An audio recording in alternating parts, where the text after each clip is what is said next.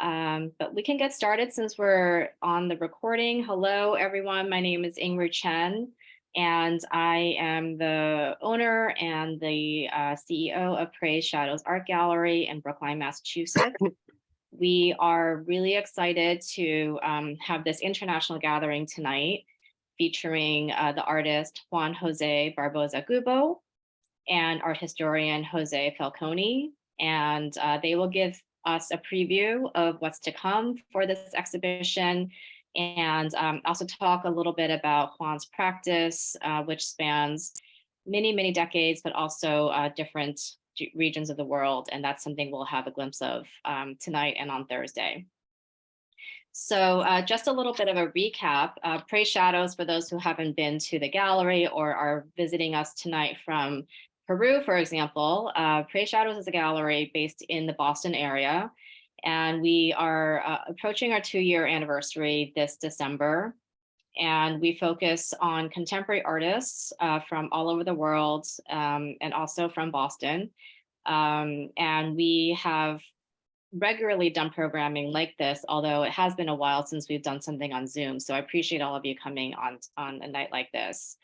The show that we're talking about tonight is something that Juan has been working tirelessly on for several months, having gone back to Peru to make this body of work. The exhibition is called Return, Eternal Return, and it is on view at Praise Shadows, starting with an opening reception this Thursday night from 6 to 8 p.m. So if you're in the area, please come. You have to see these pieces in person. They are exquisite. And if you are not able to come Thursday night, you can come anytime starting Friday, November 18th, all the way through December 23rd. So the show is up for a little more than a month. And we wanted to do this tonight because Juan has to go back to Lima basically in a couple of days. So this is really one of the 2 opportunities that folks will have to hear directly from him. And I'll give a brief introduction to our 2 speakers tonight, but you'll learn a lot more about the 2 of them over the course of this conversation. So I will make it really brief and then hand it over to Jose to moderate the talk. Juan José Barboza-Gubo is an artist based in Lima and Boston. He received his MFA degrees from the Mass College of Art and Design, where he is also a tenured professor. He has exhibited internationally in South America and in the North America. And among many, many awards and fellowships that he's received includes the Mass Cultural Council grant. And he was mentioned as the Breakout Artist of the Year by Artscope magazine in 2014. And he has been covered and reviewed widely in many international art publications. So welcome, Juan. Jose Luis Falconi is a professor of art and human rights at the University of Connecticut, as well as the president of Cultural Agents, Inc., an NGO which promotes civic engagement and creativity through artistic education. And the 2 of them have been in conversation about this show for many months. So I'm excited to hear your dialogue tonight. And I will pass it over now to you, Jose, to moderate the talk. And just so everybody knows, we will be ending at about 7:45 for some Q&A. So please put the Q&A, any questions that you may have in the chats, and Jose will moderate that section as well. Thank you so much. Bye, everybody. Thank you. Do you guys, can you guys hear me well? Can you hear me, Juan? I cannot hear you. Yes, Jose, I can. Okay, wonderful, wonderful. Very good. I mean, first of all, everybody welcome, to this very informal, very heartfelt conversation that we are having with Juan José Barboza-Gubo.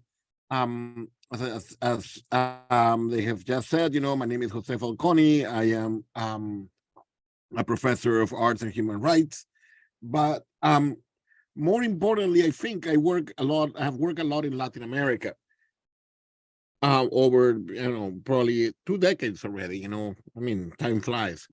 And I have known Gubo, we call him Gubo, because of his second last name. In Latin America, we have two last names. For, I don't know, 15 years already, or something along those lines, when he was first working in his first or second masters, or at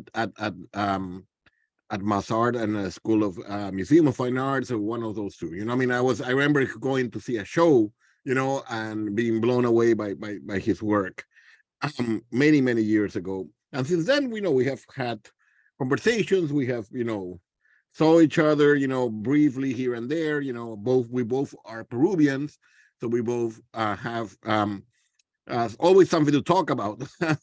And but we rekindled and sort of like started to work right after or in between the pandemic.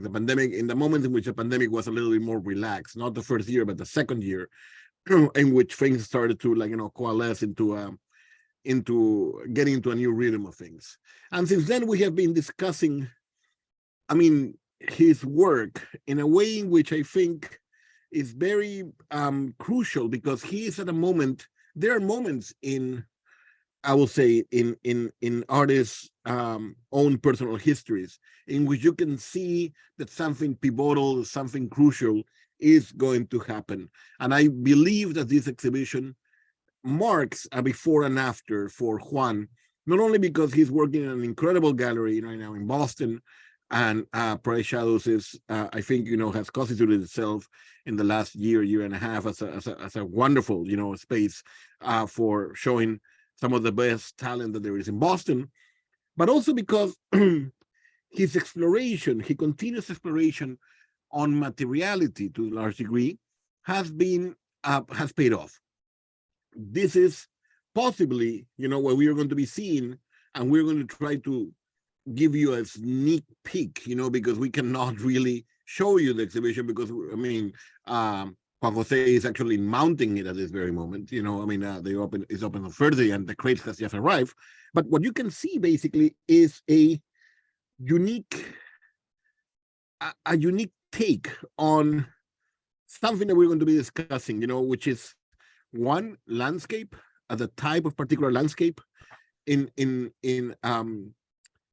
Peruvian art to some degree, but also a type of search for the materiality, the very material of what constitutes a painting and a sculpture that have paid off. And as I was saying, has paid off in terms of this show, the show that you're going to be seeing on Thursday, should not just be seen as a starting point, but it's also the culmination, I will say, of years of work that he has been having, in order to show the type of project, the type of work that he is now able to present. And that's why, there are like 16 crates there sitting there in Brookline, in order to ready to be opened, and be installed, because the work has been meticulous. He has been working meticulously in a type of materiality that that few artists get involved in over the years. So maybe we can start from there, Juan Jose. I don't know if you want to say something, but if not, we can start talking about a little bit about the exploration that lead you to this exhibition. Sure. First of all, thank you very much, Ang, for the opportunity. I'm really excited about this exhibition, and super excited to work with Jose all these years. So I'm really, really excited about this show, because it's the first time that I bring a full exhibition to Boston, even though I've been here for almost 20 years. This is the first solo show that I have in the city. And what you, Jose, are saying is true. It's something that I always love is the material. I consider myself some kind of an artisan, what we consider an artisan in Peru is the person that really develop certain kind of love for the material that is using. And through the years, I've been searching for some kind of material that that I can use to really talk about the work that I create, like conceptually. So we've been, I'm saying we because it's like myself and some friends that are like helping me to make all this work, that are working with me, using acrylic and some translucent materials. That is basically the investigation that I did for so many years at Massard with glass, that because I don't have access to those materials, I found a different material, and we are pigmenting the material. We are working with companies in Peru that allow me to investigate with that. But at the same time, going to a place that for the last almost 12 years or 10 years is being the focus of my inspiration, that is a Peruvian forest. Let's be clear, the Peruvian rainforest. The Peruvian rainforest, yes. Right.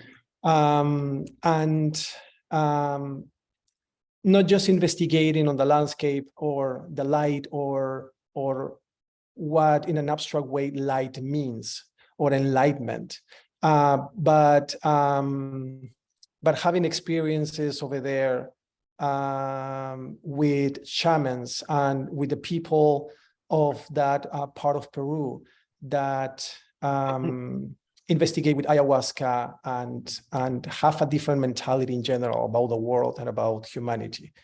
So I think the investigation that I've been doing with materials relate to that in a really strong way. Let's first ask. Let me ask you this question.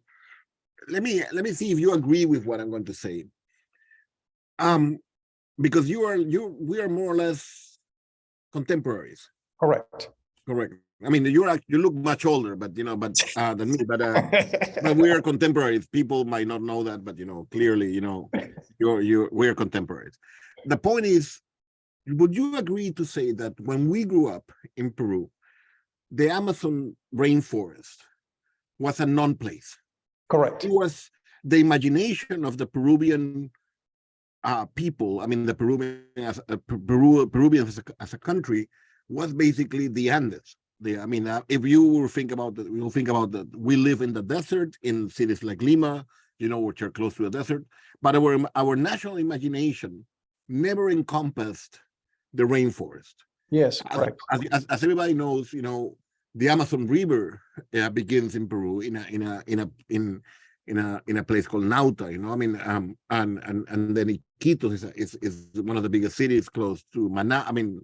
It's relatively close to Manaus, and it is one of the largest Amazon basin that we have. Countries besides Brazil, of course. Brazil and Venezuela, which have the other two largest Amazon basins there. But Peru has, I would say, half of its territory. A good 1/3 of its territory, which is Amazonic. Is part of the rainforest, and nonetheless, we never thought of it as a place of culture, nor as a place of. It was a non-place. It was a place in which you went there because you either want to get rich by finding gold, quote unquote, by illegal mining, or it was a no man's land. Is a place where you grow. Some parts you grow coca. Coca leaves, so they can then sell it to the narcos, and it is one of those places that is like, as we say, a non-place, a place that has no history, a space that has no history, and all of a sudden, little by little, in the last 15 to 20 years, that has changed. All of a sudden, the Amazon forest, our Amazon forest has become part of our imagination, our national imagination to a large degree. And I guess you have responded to that by starting working there. Am I missing something or misrepresenting something or not? No, and you're right. So there are other, there is one specifically, like artist that is like super well known in Peru, Christian Bendayan, that he He represented Peru in the Venice Biennale, and he's like an artist that I fully respect. And but in my experience, even though he was one of the first one that started as an artist that grew up in Iquitos, that is like a city in the forest. My case was, I think, different. I in the last almost 15 years already, or like 12, 13 years, I had to go to the forest based on a project that I did with a friend of mine, Andrew Morozek, to investigate on something related to human rights, LGBTQ. And that forced me to go to the forest and experience the forest in a different way. But after I finished the project, I was going to the forest so often that it just got something out of me. I don't even know how to explain it. Mm-hmm. So it's one of those places that every year I feel the necessity to go over there. It's just I think the energy that the place has that that allows me to experience things in a different way. I think is the age in which I am right now. Mm-hmm. Much older, I see things in a different way. Me, yeah. So, but I definitely have a necessity to go over there every year. Sometimes just to relax, sometimes to do some research, sometimes to just do some work over there. But it's a really important place for me at this point. But that is precisely one of the issues that I think is going to be interesting to discuss. You said you go to the rainforest to relax, and in my humble 2 or 3 times that I've been there, how do you relax in a rainforest? I mean, because it is so packed with dynamics. I mean, that rainforest is much more alive than one is. I mean, it's just so, and it is so powerful to a large degree that it can eat you and spit you out like in little bones, like a piranha, or I don't know. So how do you relax? I mean, is that perhaps that is one of the first questions. It is not a typical landscape. Yes, it is not a tame landscape. Put it that way. It is not. And I think you will see that is not in how I'm representing my work and how busy and saturated with information than the pieces that I'm creating are. But at the same time, there are moments and there are other pieces that are like just quiet and it's just a minimal shape, like folded with these beautiful colors that just like with the material that I'm using, it just changed because of the light.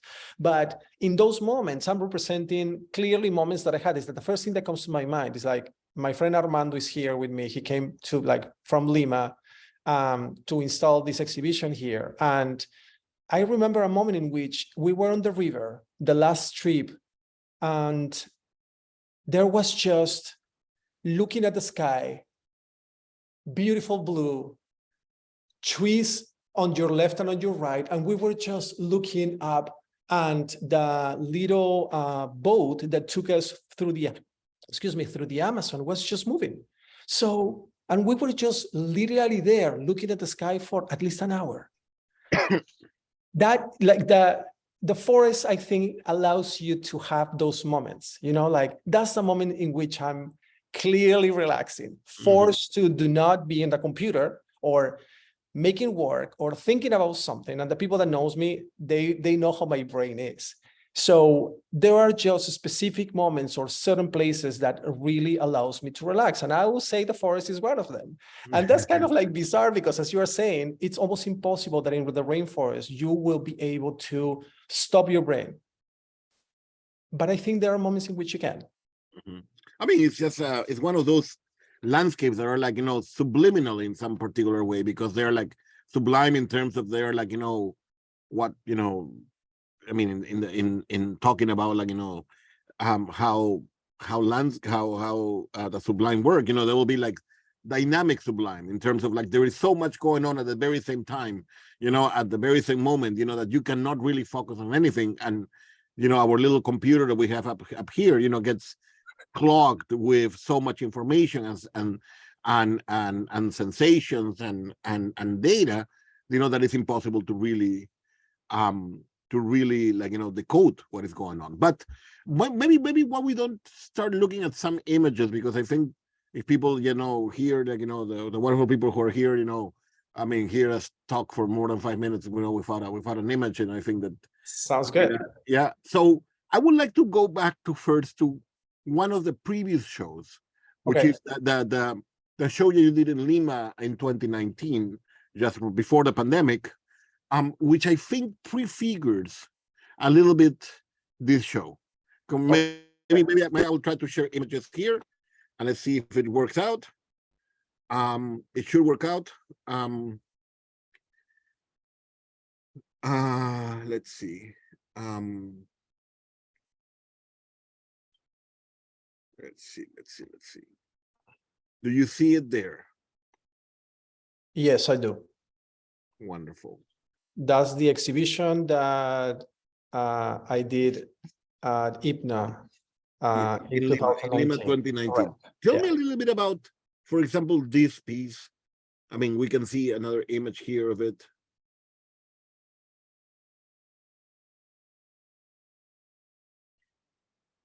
So what the piece, yeah, what you see here is basically, so this exhibition was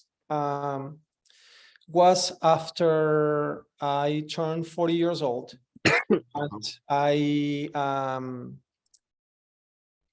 and I experienced what happened with your body and your mind and everything in yourself with ayahuasca and working with a shaman in the Peruvian forest. And everything on this exhibition was related to nature, a tree, like a body, and light. It's the first time in which I work with real light. And after this exhibition, light and reflective materials and materials that can reflect light in different ways became really important to me. And this, the piece that you are seeing right now, that you are showing, is basically the same size of one of the other pieces. If you look at the vertical piece with the blue light in the interior, there was a sculpture, but at the same time an installation, so people could get into the sculpture, that one over there. Mm-hmm. That piece was 6 meters tall. Mm-hmm. It's like a big house, basically. And in the interior, you have that shape with a beautiful blue light in the shape of a cone in the interior, and all the space between the interior wall and the exterior wall had speakers that went in a spiral way all the way up to the top. So the sound was like moving you and elevating you somehow. It was a pretty bizarre experience, I'll say. But that's the first time in which I started working sculpture with light at the same time. Mm-hmm. So all the exhibition is based on my experience with ayahuasca in the forest. So basically, what you mean by working with light, you mean that the light itself becomes a sculptural element of Correct. Part of the sculpture itself. Okay. Yes. Yes. Okay. So let's and it's a huge piece, and it's a very beautiful moving piece. But tell me a little bit about this other one. So in which ways this is a super precise work, almost done in a perfect geometrical shape. It's like made by an architect. Yeah. And then you have this. This one over here is the organic shape of that big tree, because for me it's a tree. So the size of the platform that you are seeing over there on the floor has exactly the same height of the other sculpture. So when you are in the gallery and you move from one space into the other, your brain somehow starts reading how this shape somehow was vertical, and suddenly the shape is flat on the floor. And I really wanted to make a hole on the floor of the gallery and make those like walls with stones and have the whole tree basically down on the earth, like a tomb, basically. Mhm. But obviously it was going to cost me too much money, and I was not going to be able to do it in such a short period of time. To repair the gallery, basically. Mhm. This whole exhibition took me 3 years to build. Mhm. But again, the importance of the light in this case, that are those neon lights floating on top of the tree, and this tree kind of like dying. Again, materials were really important. All the skin that you see that is white is made of paper, and we cast all these pieces of wood and then covered them with silver nitrate. And again, like materiality and what the material means is like really important to me, and I'm considering the material that I'm using all the time. Mhm. So then what exactly moved you to I mean, what is the relation? I mean, I'm still interested in understanding, this push toward the material, Yeah. there is paper, and there is, in one case, there is paper over, I guess, rubble or earth or, soil. Yeah. And then there is extremely beautiful facade, I mean, extremely, very, very crafted space, and then on the other side, then you have this other piece that is like, as polished as it could be. Right. So, and again, it's like, I feel that in my career, I've been using not just shapes, but materials, depending on what the works need, to speak with each other and to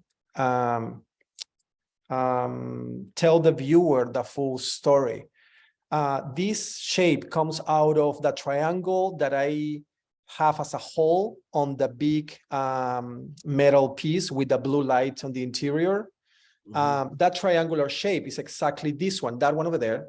So I took the shape out, I put it upside down, and I treated the whole thing with, again, silver nitrate. It creates a mirror. And on top of that, I painted translucent blues until I got this really deep surface. So when you confront that, when you get out of the big sculpture, the blue one, and confront this piece next to that one, I hope your brains makes the connection of the shape. It's like I was in a shape like that when I got into this beautiful structure. And when I get out of the structure, this is like a door, but a door that is upside down and is a little bit concave, so allows you to get closer to that. And what concave shapes do is that it turns at some point, it transforms your shape because you don't see yourself clear. It's not a flat mirror, but it reflects your shape in a weird way until suddenly in one point your body is upside down because it's fully concave. So that's the most important moment of that sculpture, that you got into a place where you, because of the vibration and the light, the sound and the light, it's so important in the other sculpture, you were somehow transformed into the space, and suddenly when you go out, you saw yourself in a different way. It's like forcing you to think that there is something else on you that you have to consider, basically seeing your reflection transformed. Very good. So I mean, we don't have a lot of time, but let's open up to a sneak peek of, I mean, to get about this exhibition, because it's going to be important, to tell people, what are we actually doing, in the next, I mean, what are you actually doing starting on Thursday? And I think this is a good way of starting, showing this piece, which is probably the most powerful piece in my view of the show. Tell us a little bit about this. This is what's to me a representation of the Peruvian rainforest. I've been working, as you said at the beginning, investigating what a Peruvian landscape is. I've been really interested on representing what happens in the forest, what's happening on the forest. So again, materials are really important. A lot of reflective materials I'm using on this piece. So doesn't matter how you move around this piece, the whole piece starts vibrating and starts changing color. So what you see is just one point of view, but depending on the angle where you see it, the whole piece changes. So, and again, to me, it's a metaphor of not just the forest. It's a metaphor for my understanding of like people and I don't know, humanity, if you wanna put a bigger name to that.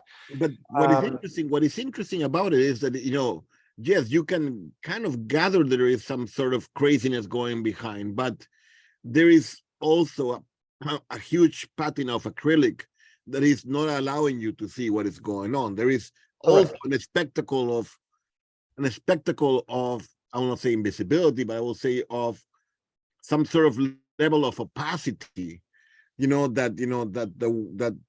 is a landscape that is almost presumed that is there to some degree. You can glimpse to some degree that there is something crazy going on, but you cannot be in direct contact with it to some degree. There is a level of blindness that comes with it, and which is a beautiful metaphor about what happens in the rainforest. In the rainforest, you might be seeing something directly, but you are blind because of, you are not really seeing the whole thing ever completely. And you will never see it. But to me, it's about human experience as well. Mm-hmm. So I've been like for so long really intrigued on understanding people. Right now I'm relating my body to nature and to animals and like other things, but just people. But my consciousness goes back to how do I relate to people all the time? And you don't fully understand anything, like just through different views and through different points, you can barely understand how people is. That's basically what I'm trying to represent here as well. So parts that are more illuminated and more abstract, parts that are really deep and darker, parts that you can almost see the branches, but you cannot. Mm-hmm. So again, everything to me are metaphors for that. So experiencing the rainforest obviously made me really forced me to not force me. I'm just intrigued about everything over there. Mm-hmm. Like I'm excited about every little thing that I see. Yeah, and that you see, but you cannot really see. That's the whole point. That's and I know this is going to be in display. I mean, starting Thursday, I guess. In Brookline. But I want to go over other pieces. Because I think this is always. I will go to this one later, but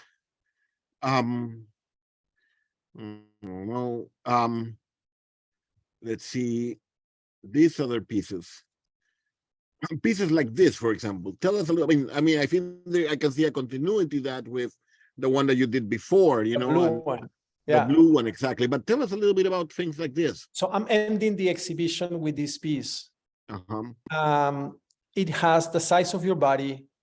It is concave.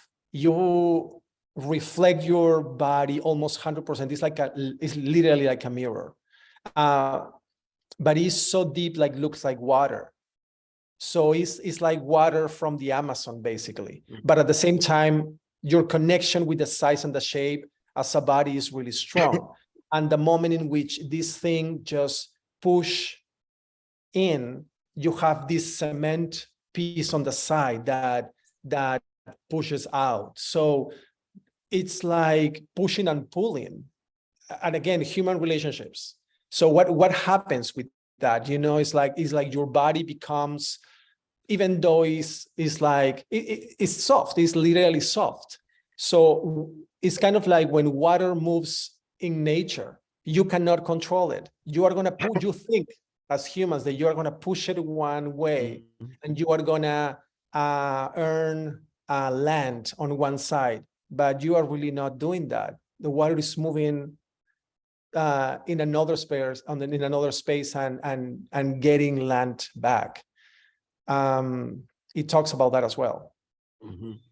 And why the color green? Because because to me it seems like also as a metaphor of a huge, of the rainforest, of a huge leaf.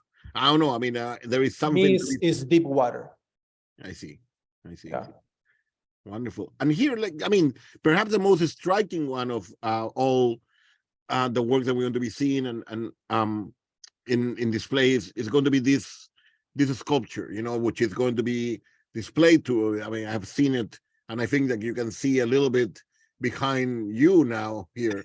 In that frame. Tell us a little bit about this piece. So, in my experience, the boat is becoming kind of like the main character for this exhibition. Mhm. And is what helped me move in the forest, and is what allowed me to go to places. And but it became again a character, is how do you say anclado? O sea, encallado, perdón. Oh, that it has been I guess it will be like maroon, or has been stuck in, in Stuck in the land. It's Yeah.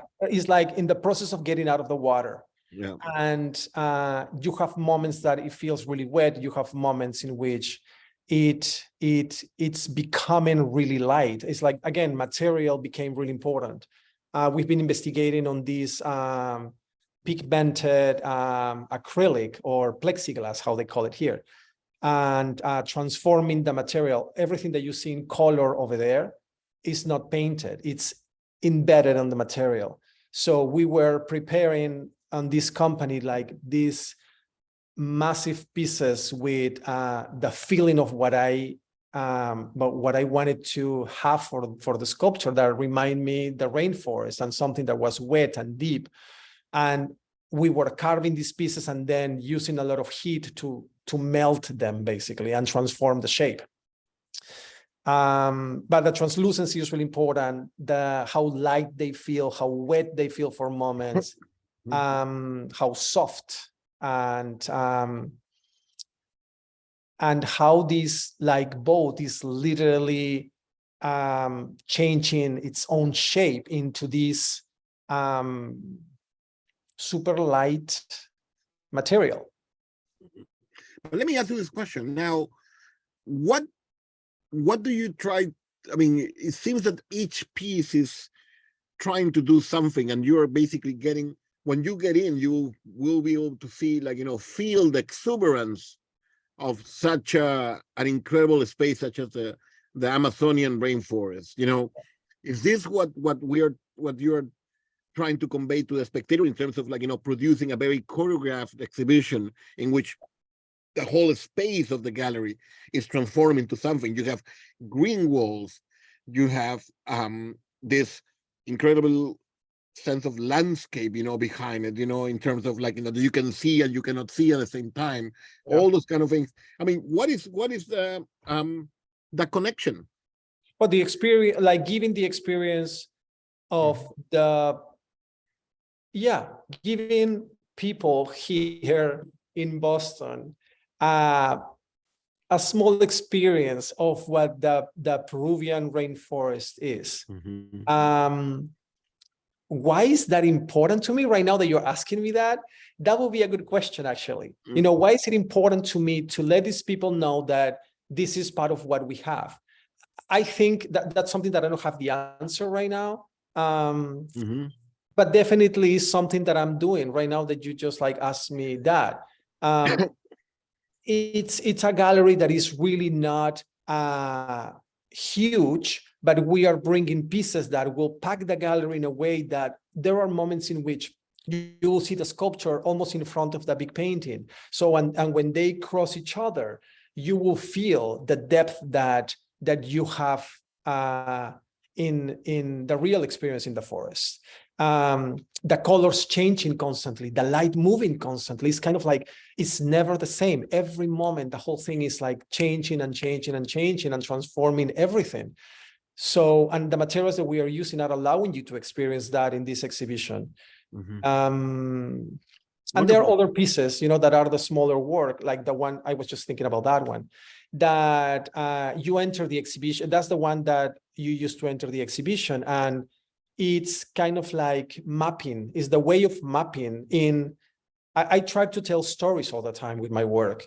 And I remember asking the person that controls the boat in the Amazon River, how do you know where to go? It's like, where are we going? And he's like, oh, I'll tell you this, take you to this place, and this other place. And I was like, okay, but when? Where are you taking the right? When are you taking the left? And suddenly he says, can you see that little piece of fabric or this little plastic that we are tying to the trees or the branches that come out of the water? That for us is a way to know where we are, for people that live in the city, avenues and streets. So they control that with little pieces of color, something that is different than nature. And this is the piece that represents that to me. So you start the exhibition understanding a little bit on through this piece of like how to navigate the exhibition, about mapping, basically. Wonderful. And why the shape? Why in one part? Actually, let me see if there are questions from the public. I know that they might be questions from the public.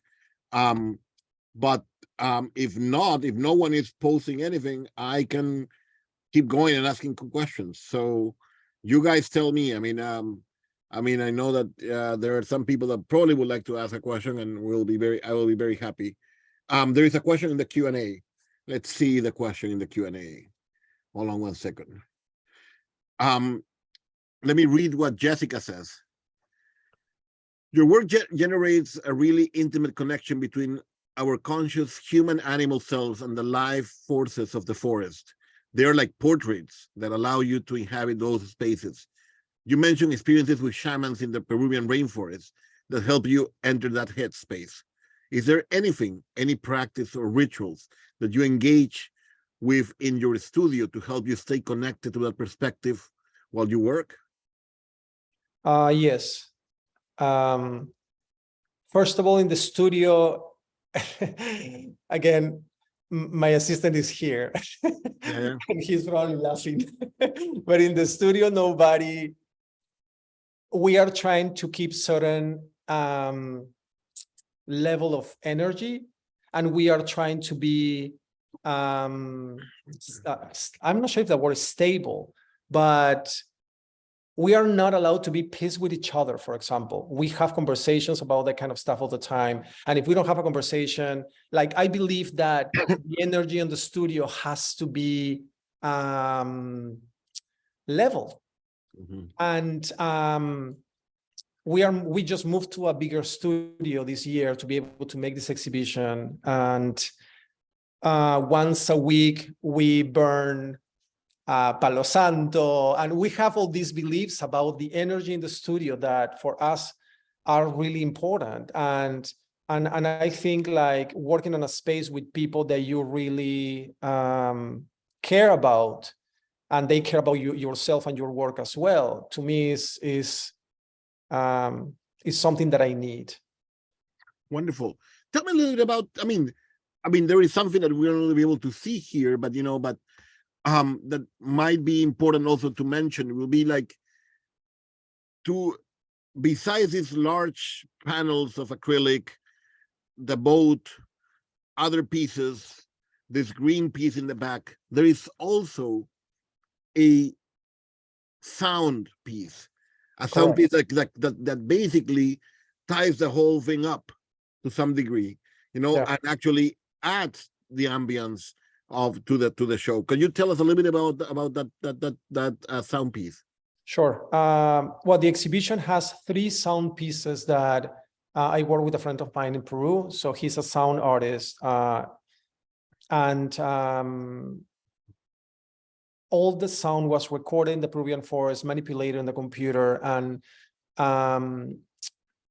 and we created the sound based on the mock-ups and based on the pieces that we knew were going to be in this exhibition. So in an abstract way, all the sounds that you will have in the gallery will help you experience in this exhibition in a totally different way, instead of having an empty gallery, like sound-wise. So the first part has a sound that is a little bit more quiet. The second part related to the boat, more like a stronger sound, the wood touching, like the elements that were important to me, the wood touching the land, and a lot of water moving, animals in the 3 different sounds, animals on the background. But again, everything is abstract. So it's a really interesting piece. So when you start moving from one space into another one, into the third one that is on the back of the gallery, the 3 pieces are overlapping, but it allows you to have somehow what happened again in the Peruvian forest, like your senses. I think sound to me in the Peruvian forest was much more important than my eyes, because my eyes sometimes were lying to me. I didn't know how to control the depth when you had 1,000 million trees around you, but the sound was definitely something that will help you realizing where you are. And we thought that was important, and we developed that piece for the exhibition. Yeah. I would like to end, because I know that we only have like a few more minutes, with probably my favorite piece, which is this one that we are seeing right now, and which is going to be an exhibition. It is just sublime in terms of the kind of work that you have been doing, because as people do not know, might not know here, these are escamas de paiche.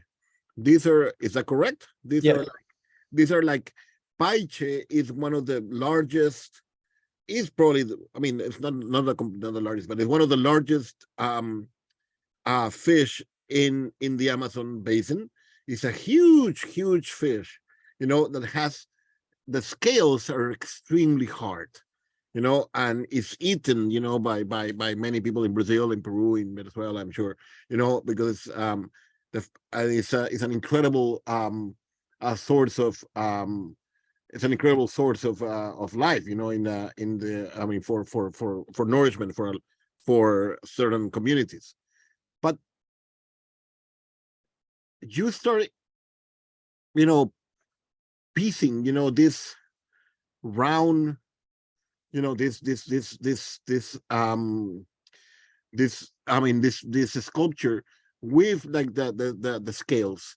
Tell me a little bit about them. Because I think it's just, obviously you have this notion of, there is always whenever you have a circle like that, you have a notion of, like, a recurrency, but in some part it is either losing its scales or growing again to some degree, and in this continuous movement, of perpetual continuity, that basically usually, any sort of like circle like that, produces in our heads. But tell me a little bit about it, because I find it super, in contrast with all the other ones, which are very strong, and almost in your face to some degree. This piece is, its tone is much more, let's say it's less, the tone is a little bit more shy, put it that way. Yeah, it's a really quiet piece. Yeah.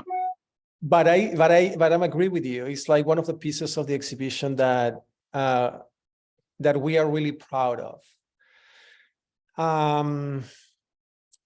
It's the cycle of life.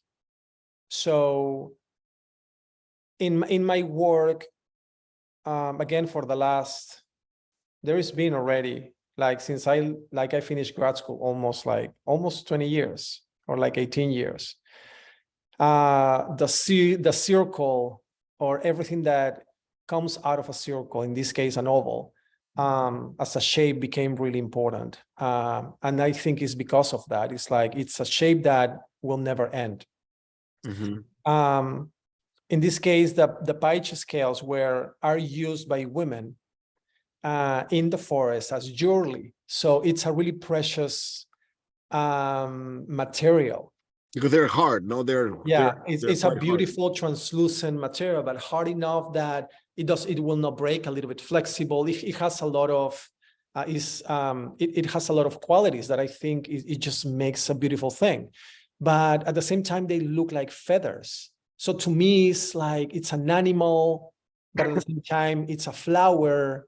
Everything became, actually, the first design was like a flower. It had a big shape, like a big petal around, and like I decided that shape is not going. We needed this like to be so simple that will be louder, actually. But we put a lot of work on the details, because it's like so quiet that that every little scale was carved into the acrylic, a little hole in it. We carved it in, we gave the shape, and little by little, this flower animal starts basically disappearing, becomes nothing, and the whole thing starts again. And again, it's the cycle, something that I've been in perpetual transformation, interested all the time on understanding. It's like, I think life moves like that. Like I don't see life as a linear thing. All the time it creates these it's like circles or ovals or round shapes that at some point, if you were able to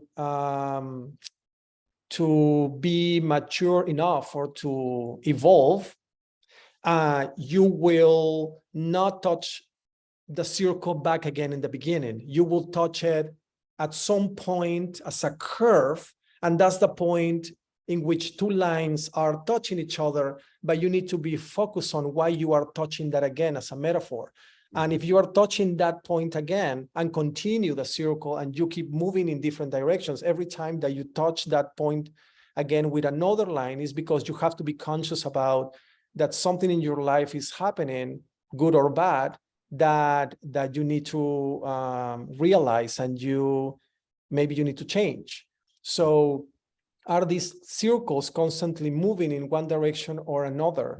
It's always a perpetual transformation, I mean, which also gathers, what basically, the sensation that one has, what the rainforest is, always in perpetual transformation.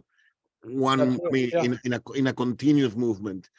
The piece is basically I think puts like a beautiful cap, I think, on how exuberant the whole show is.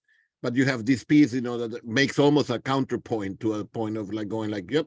But then now you have this very I don't want to say the word shy again, but just quiet. I will use that. I prefer quiet. I will use the word quiet. I mean, that's perfectly fine.